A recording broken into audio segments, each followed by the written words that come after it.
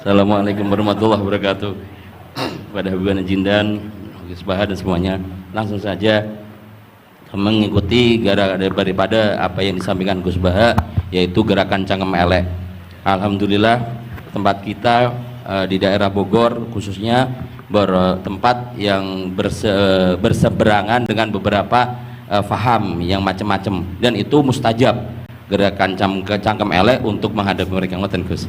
Dados kulot dia nyuwun ijazah terus mewakili sedaya, dan yang kami kalih mumpung teng mriki kan ingkang didhawuhaken Gus Bawau fasilitas dinggo fasilitas nyuwun fasilitas ijazah ngrungokke tafsir Jalalain ingkang teng YouTube. Dados nyuwun ijazah ingkang kathah niki. Ambil ijazah yang banyak, fasilitas dari apa yang jadi tadi disebutkan beliau, fasilitas, masyhad dan semuanya. Jadi kita memiliki cara fikir yang enteng, yang enak. Dan mumpung wonten ijazahipun nggih kula suwun ngoten Gus Bang. Ngoten cekap semanten. Assalamualaikum warahmatullahi wabarakatuh.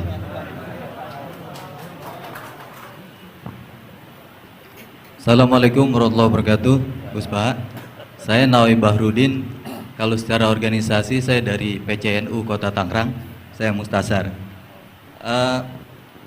Bersyukur sekali saya bisa berjumpa dengan Gus Baha dan Habib Jindan, yang beliau ini keduanya adalah idola saya. Kalau boleh ngaku, saya ini ngaku sebagai santri kalong virtual via YouTube Gus Baha dan Habib Jindan. Jadi apa namanya, sejak kecil saya ini dididik secara tradisi tasawuf yang agak tersangat keras begitu ya.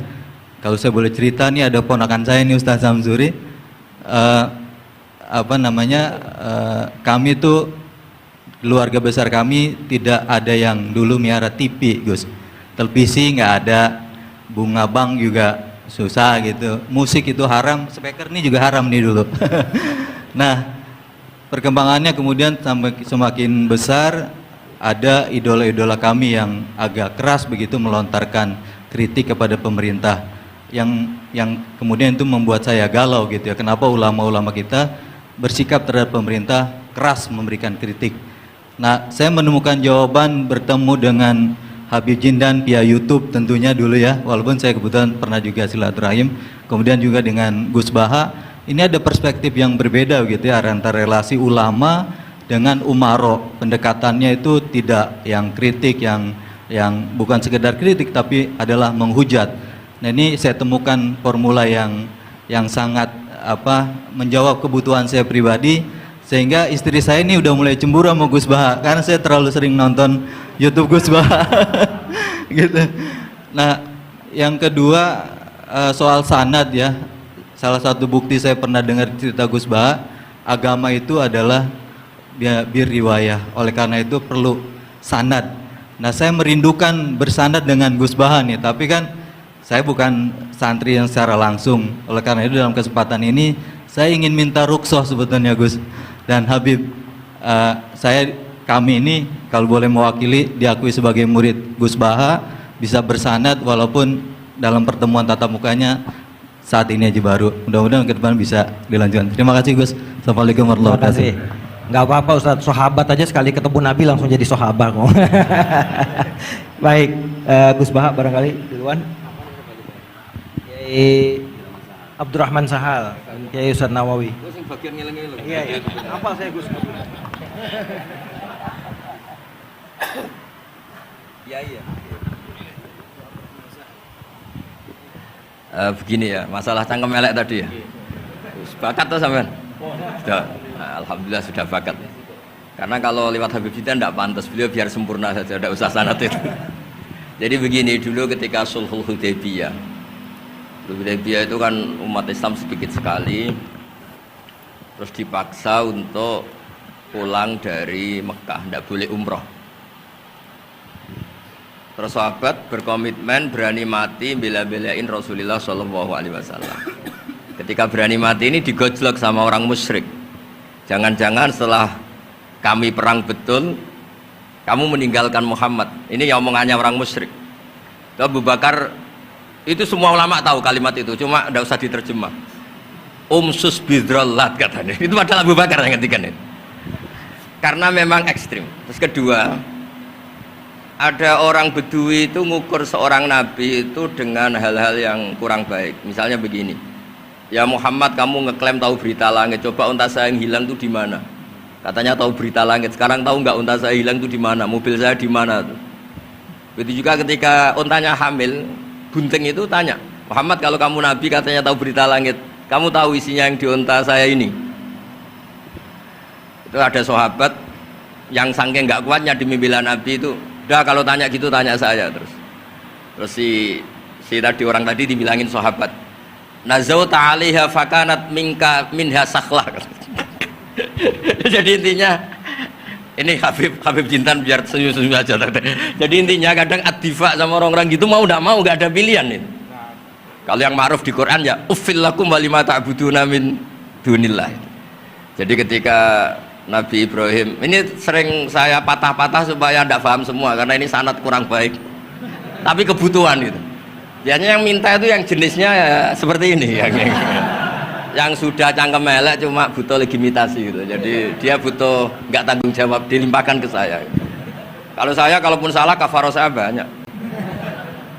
Saya kan ngapalin Quran. Kalau orang itu hafal Quran, inna wa ta'ala la yu'adzibu qalban wa al Quran. Kalau kamu sekali salah, adabnya banyak. Kalau saya punya penawar banyak itu. Jadi faja'alahum judadan tadi. Siapa yang memecahi berhala ini? Kata Ibrahim, ya yang bawa kapak. Kenapa mecahin? Mungkin sentimen dia ingin disembah sendiri katanya. Tanya yang bawa kapak. Kata orang-orang kafir, kamu kan tahu berhala itu tidak bisa ngomong, masa disuruh nanya gitu. Otak kamu di mana? Nggak bisa ngomong, nggak disuruh nanya. Otak kamu di mana? Ibrahim balik. Ya balik apa? Balik ngendikan, balik mengatakan uffil lakum. Otak kamu lalu di mana? Kayak ditanya aja tidak bisa jawab kok kamu sembah. Jadi di beberapa kesempatan sahabat belain Nabi sampai gitu. Jadi banyak orang Bedui, orang-orang kurang peradaban, karena Nabi itu memang nyatanya mendapat berita dari langit. Mereka terus itu dijadikan alasan. Unta saya hilang di mana Muhammad? Ini di mana? Unta saya ini hamil itu bentuknya kayak apa? Katanya kamu tahu berita langit. Masa gini aja enggak tahu? Ya terus tadi. Saya enggak tahu sahabatnya mungkin kayak jenengan enggak tahu saya. Terus dia ambil, udah tanya saya aja. Nazauta 'alaiha fakanat minka minha sakhlah. Nazauta itu sudah paling anaknya ya, kayak kamu lah, kamu yang nazauta 'alaiha, enggak usah diterjemah nazauta 'alaiha itu. Tapi potongan-potongan gini tahu kira nazauta 'alaiha itu kayak. Artinya ya memang dalam banyak hal memang nggak bisa dihindari hal-hal seperti itu. Ya tapi tentu yang suasananya ilmiah bukan hadzun nafsi ya, suasananya yang ilmiah bukan apa? Hadun nafsi. Karena kadang-kadang memang mau tidak mau kayak ya tadi orang-orang yang menghujat Nabi, orang-orang yang apa itu. Kadang-kadang paling efektif itu ya jawab seperti itu. Ya, jawab seperti itu. Itu sudah berapa tadi? 3 kan? Nah, itu bukti bahwa kadang-kadang itu nggak ada pilihan dalam menjelaskan. Ya, nggak ada pilihan dalam menjelaskan. Ya, maksudnya seperti itu, tapi tidak tahu saya. Daripada anggawah bibitan kan kasihan. Saya aja yang jawab. Nah, terus tadi yang Jalalain rutin sanad saya memang sebetulnya kalau saya boleh milih di mana-mana sanad tuh ngajinya utuh. Saya dulu ngaji Mbah Mun itu mulai Jamul Jawami, Fathul Wahab banyak. Sebagai keluarga Quran, bapak saya itu hafal Quran tuh kayak Fatihah, ma'ruf itu di daerah saya. Tidak ada orang hafal Quran kayak Fatihah kayak bapak saya itu. Makanya tradisi keluarga kami memang Quran. Terus babah kami juga dari ulama Lasem, Habib Jitan pernah rawuh di mbah saya. Kebetulan pondoknya mbah saya namanya juga Al-Fakhriyah Habib. Jadi karena kalau konstruksinya tidak khatam seperti ini namanya ijazah amma. Ijazah amma ya cukup lah buat rame-rame. Tapi secara keilmuan itu masalah karena konstruksinya belum selesai. Makanya tadi saya senang Habib Jitan ketika cerita ada orang ngajar lumak. Usul fikih itu perangkat yang mau tidak mau untuk alat tafsir. Misalnya begini. Wa antasma'u bainal ukhtain, tidak boleh mengumpulkan perempuan 2 yang kakak beradik jadi istrinya 1 orang. Itu bainal ukhtain itu min itlaqil ba'di wa iradatil kul, yang dimaksud Allah adalah mengumpulkan 2 orang yang ada hubungan mahram.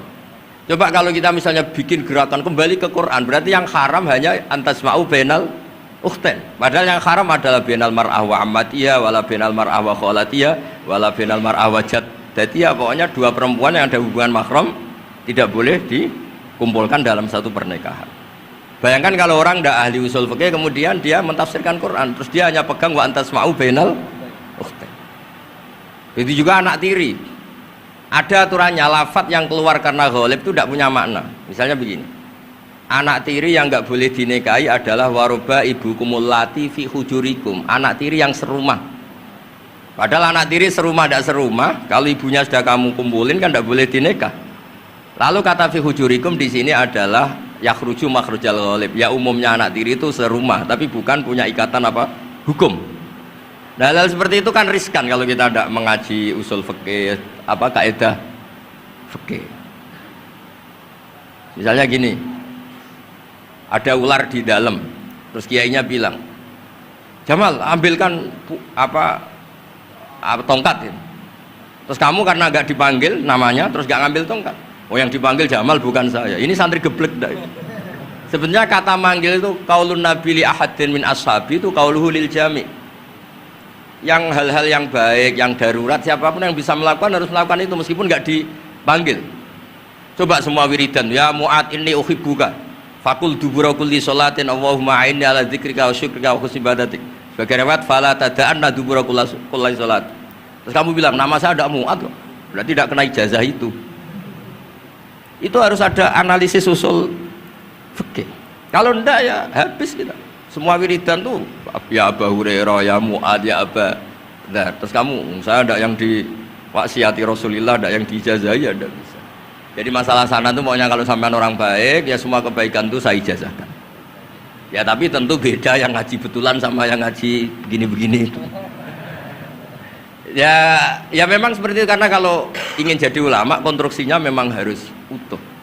Karena tadi ada usul fikih, ada kaidah fikih, ada macam-macam kayak tadi wa antasma'u bainal ukhtain. Itu ya zaman Nabi Sugeng sudah nambahi wala bainal mar'ati wa amatiha. Tidak boleh menikahi istri dan budenya atau bulenya.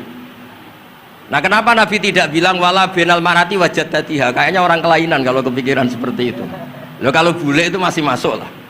Ya misalnya istri kamu 17, bulenya 27 kan kok cantik budenya kan masih bisa mikir gitu.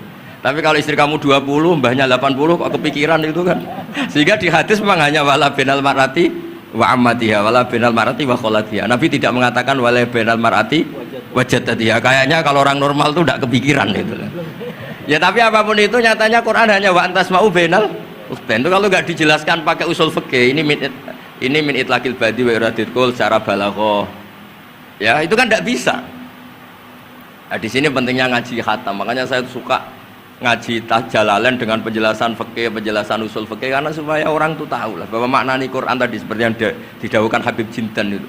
Ya kalau kamu tidak menguasai betul, terus akhirnya ngomong menurut saya, Quran kok menurut saya, menurut perasaan saya tidak bisa. Kata Habib Jindan kok biro'ihi, ya sudah pesen tiket di neraka. Ngeri kan? Apalagi sudah biro'ihi dapat penghormatan, dapat uang, dapat panggung. Islam kok menurut saya, loh ini Islam ya menurut Rasulullah, Islam kok menurut saya. Makanya ini saya fanatik bahwa kitab tadi saya tunjukkan ke Habib Jindan beberapa kitabnya Said Muhammad yang menyebut mbah beliau apa supaya mudawwan. Dulu itu ada orang alim alama namanya Les bin Sa'ad. Kata Imam Syafi'i, "Al-Laits afqahu min Malik illa annahu daya'ahu ashabu." Imam Les secara fikih itu lebih alim dibanding Imam Malik, tapi daya'ahu ashabu. Murid-muridnya enggak menulis. Andai kan Habib Salim tidak punya putra Habib Novel, tidak punya cucu Habib Jindan, mungkin orang enggak bakas lagi Habib Salim. Bazuber andai kan tidak punya putra Bahmun, orang juga nggak bakas lagi Bazuber. Bapak saya Kiai Nur Salim andai kan tidak punya putra Samu, kan orang sudah lupa. Dulu ini cerita yang paling ekstrim. Dulu Nabi Ibrahim pernah dikira Yahudi karena punya keturunan Yahuda bin Yakub bin Ishak bin Ibrahim. Ketika Yahuda punya perilaku tertentu seakan-akan itu dari mbah-mbahnya. Baru setelah Rasulullah SAW memaklumatkan ad-dinul hanif, ad-dinul Islam millatun hanifiyah, millata abikum Ibrahim, baru terpulihkan nama Ibrahim. Makanya kalau dalam nasihat Arab itu kama takarroma bi Muhammadin adnanu. Dulu orang tuh nggak tahu Adnan itu siapa, Kusai itu siapa, Kilab itu siapa. Gara-gara punya cucu yang bernama Rasulullah Muhammad SAW, Sayyidul Khalqi, orang nyari-nyari Abdul itu siapa, Abdul Muthalib itu siapa, Hashim itu siapa. Akhirnya diketahui Sayyid Abdul itu orang yang ganteng, perilakunya baik. Abdul Muthalib itu orang yang pertama sering makan-makan, ngasih makan orang haji, gini-gini. dikatakan Syaibatul Hamdi karena terus orang ini dikatakan wasumi afisul bin Nabi sallallahu alaihi wasallam dzakara wa ta'ala walabba, ini dikatakan kusoi litakosi fi biladi atal qosiyah, terus dikatakan kilab likas roti takalubi fil ardi karena orangnya aktif sering berjuang di mana-mana. Terus jadi makanya kalau jenengan punya anak, punya cucu, doakan jadi orang baik. Karena status Anda ini tertera cucu-cucu Anda. Lho nggih, misalnya bapak sampean alim terus putune nak domino di situ, mabuk-mabuk di situ. Itu disatakan makam keramat apa tempat mabuk? Nah, makanya dzurriyyah ini penting. Makanya ketika Allah memberi hadiah pada Rasulullah Muhammad SAW kepada semua nabi, itu disebut wa ja'alna dzurriyyatahu humul baqin. Ketika dikatakan kalimat tauhid juga wa ja'alaha kalimatam baqiyatan fi aqibi. Makanya ukuran orang baik itu ya anaknya, cucunya, apa-apanya, karena ini yang meneruskan status kita. Ya jelas ya. Itu kalau Anda ini ngaji khatam, konstruksi itu tahu. Tapi kalau tidak khatam, ya hanya modal qabilna terus. Ya tapi ya gak apa-apa daripada sama sekali. Malah yudraku kullu la yudraku. Nggih, kersane disambung Habib Jid.